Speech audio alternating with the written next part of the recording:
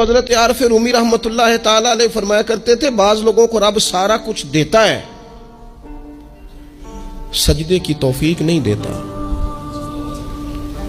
اس کا مطلب یہ ہے کہ وہ کہتا ہے یہ سارا کچھ لے اور نکل جا، میرے گھر نہ آنا، رکھ سارا کچھ پاس۔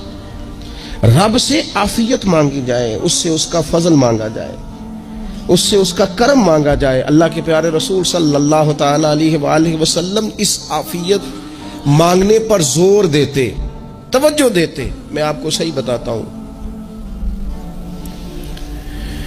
رب نے اگر کسی بندے کو عافیت میں رکھا ہو نا تو حالات کیسے بھی برے چل رہے ہوں اس کا بگاڑ کچھ نہیں سکتے۔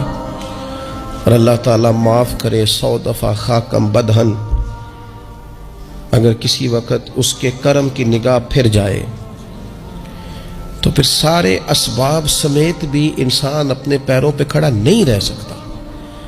اس سے جب تک طلب کرم نہیں ہوتا، طلب عافیت نہیں ہوتی، اس کی بارگاہ سے جب تک بندہ مومن پورا رجوع نہیں کرتا، یہ عافیت اتنی اعلیٰ چیز ہے کہ نبی پاک علیہ السلام نے فرمایا آذان اور اقامت کے درمیان جو وقت ہوتا ہے اس میں دعائیں رد نہیں ہوتی۔ دعا مانگا کرو گے تمہاری اللہ اپنے فضل سے قبول کر لے گا۔ عرض کی یا رسول اللہ کیا مانگے؟ تو فرمایا عافیت مانگو رب سے۔